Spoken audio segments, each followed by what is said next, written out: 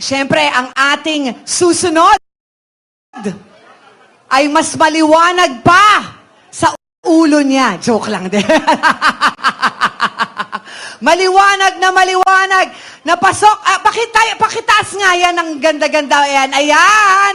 Okay. Para naman makita ng mga tao ang ulo ng ating minamahal. Bato sa Senado. Ang ating susunod na kandidato, buong buhay po ay naglingkod sa bayan ng Pilipinas. Naging sundalo, naging pulis, at ngayon ay ating matapang na senador. Kaaway ng mga komunista, kalaban ng droga at yung sintiga. Tunay na may pusong bato laban sa kriminal, ngunit malambot ang puso sa mga nangangailangan. Kahit ako po mismo, I am a testament of that dahil meron po sa church naming nangailangan, pinalapit ko po kay Senator Bato at tinulungan agad niya. Mga kababayan, sagot niya tayo, itaga niyo sa boto, doble dos sa balota. Tandaan na, ang dali-dali, doble dos sa balota. Senator Ronald Bato de la Rosa!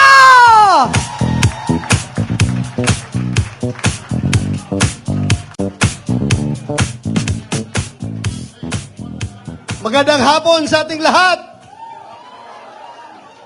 Unang-una, nagpapasalamat ako sa inyo. Kahit na tayo ay nasa oposisyon, kayo'y nandito pa rin. Hindi kayo tumalon.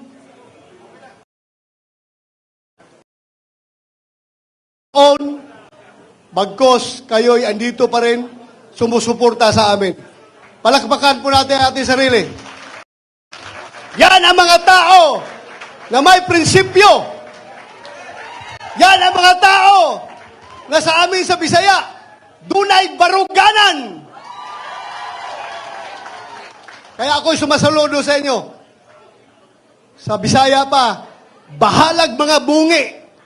Basta dili gyud ko mod-ag baruganan. Kung sa Tagalog pa, bahala ko mga sira yung, awan ko, basta bungi. Bahalag mga bungi, basta hindi ako lilipat ng kampo. Yon po, itaga nyo sa bato.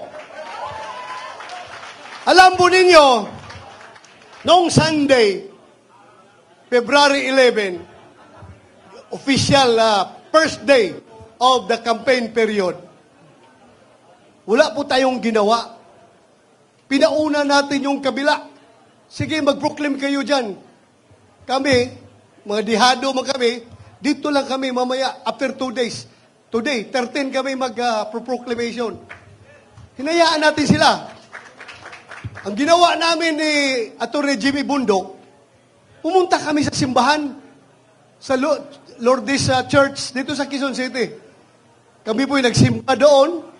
Kasi we believe na bago ka sasabak sa napaka-importanting bagay, kagaya nung kami ay mga sundalo pa, bago kami mag-jump off, aakyat sa bundok para makipaggira sa mga NPA, ginagadir ko yung mga tao ko. Kami lahat nagdadasal, Lord, sana 50 kami na aalis. Sana 50 rin kami makakabalik dito sa aming kampo. Yan ang palagi naming dasal. Na sana, Lord, bigyan mo kami ng lakas, presence of mind, para hindi kami matalo sa gira na ito. Kahit na ilang libong NPA yan, talagang uupakan namin yan, hindi kami atras. Basta nandiyan ka lang, Lord, huwag mo kaming iwan. Yun po ang dasal namin. Kaya, February 11 was a very special date for us. Kaya kami ni Atty. Jimmy Bundok, we decided to go to church. Nagsimba kami at humingi ng blessing kay Lord. Na sana, Lord, yung aming campaign period, kaming lahat ng team PDP Laban, Team PDP Laban Plus, kasama yung aming mga adopted members ng aming partido, sana po bigyan mo kami ng lakas, bigyan mo kami ng magandang kalusugan para matapos namin yung aming kampanya. So, despite of that, sila'y nauna, wala nang ginawa, kundi puro patira ng tira sa atin. Wala na nga kaming tahimik nga kami. We were giving you the moment. Sa inyo na yung February 11 at sa amin ang February 13. You have the moment. Pero, bakit tayo tinitira? Ibig bang sabihin, takot sila sa atin? Ha? Isang na indicator dyan. Kasi kung insignificant opposition tayo, bakit ko pakialaman kung sino-sino yan sila? Bahala kayo dyan, mga insignificant kayo. Pero the mere fact that the knowledge that the President of the Republic of the Philippines ang tumitira, ibig sabihin, we are somebody. Di ba? Ano ibig sabihin yan? Gusto ko lang sagutin. Ito, sagutin ko lang. In fairness, in fairness sa lahat ng mga mahirap na lumaki, nagbibinta ng suka na kagaya ko. Napakasakit po pakinggan na kami daw, yung aming team sa PDP, ay para nagbibinta lang daw ng suka, tapos binigyan ng COC. Anong tingin nyo kay Atty. Hinlo? Abogado yan! Atty. Jimmy Bunok, abogado yan! Atty. Rodriguez, abogado yan!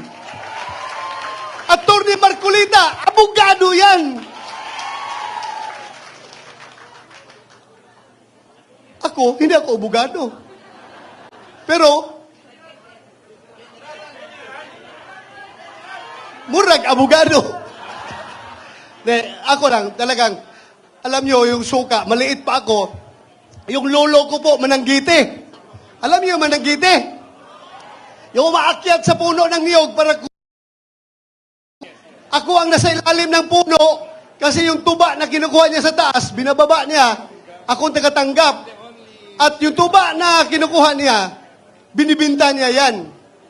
Kapag hindi nagbinta ang tuba, kinabukasan, bahal na yan.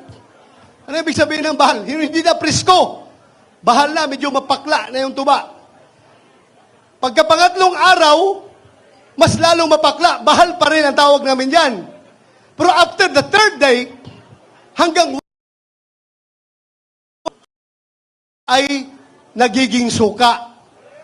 At yung suka na yan, hindi niya kinikwinta ng lulo ko, ang kanya tuba lang. Pag nabinta ang tuba, sa kanya yung pera. Pero yung suka, sobra na, ako na magbibinta niyan. So, income ko na yon, pambaon ko pag-eskwela.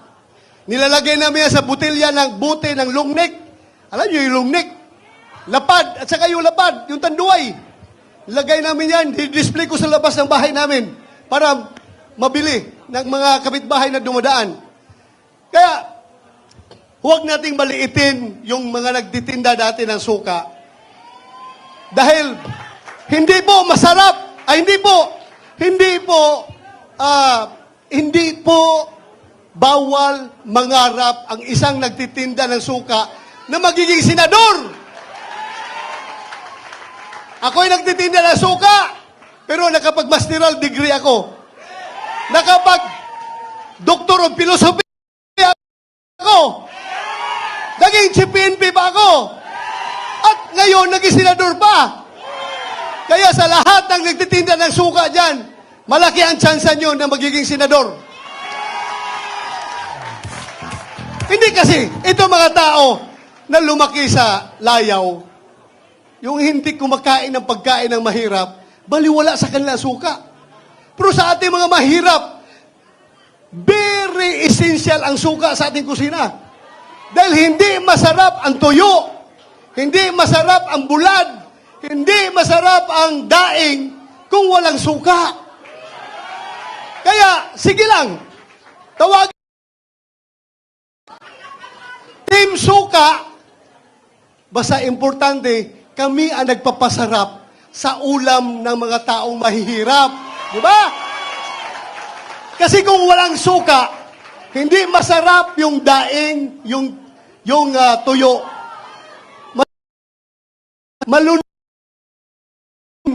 na ang presyo ay tag 50 pesos, hindi 20 pesos, ha? Hindi 20 pesos ang kilo ng bigas. 50 pesos to 58 pesos. Minsan aabot pa ng 60 pesos. Kami po ang tumutulong na malunok ng ordinaryong tao, yung kanin na mahal dahil sa suka na sinasawsaw yung bulad. So okay lang, tawagin nyo kaming Team Suka. No problem. Basta kami ang suka sa buhay ninyo. Ha?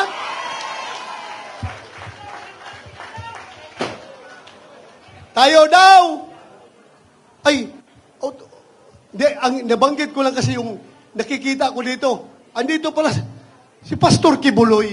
Di ba? Isa-isahin ko yan mamaya. Isa-isahin ko yan mamaya. Huwag kayong mag-alala, isa-isahin ko yan.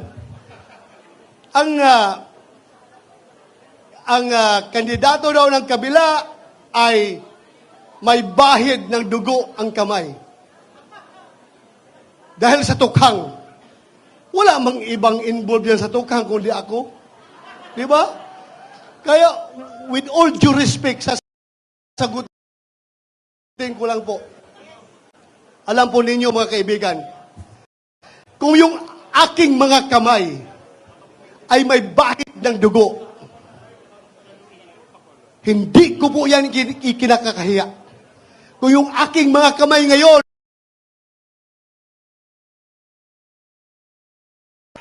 kung kinakain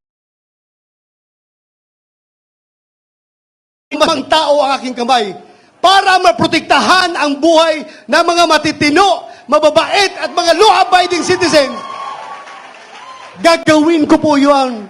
Itaga nyo sa bato. Gagawin ko yan.